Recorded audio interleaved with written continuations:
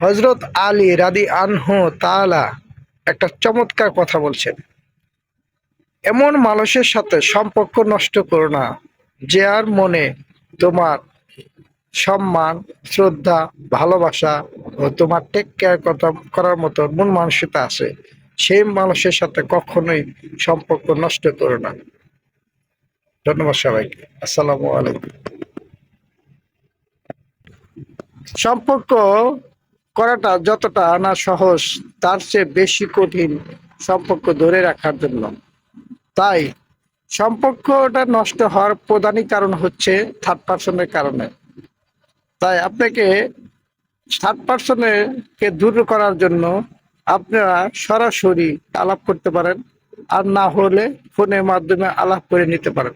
দুজনে সম্পর্ক নষ্ট হওয়ার যদি কারণই হয় থার্ড পার্সন, তাহলে থার্ড পার্সনকে বাদ দিয়ে সরাসরি অথবা ফোনে আলাপ করতে পারেন। তাহলে থার্ড পার্সন নামক শব্দটাই আপনাদের কাছে আর থাকবে না।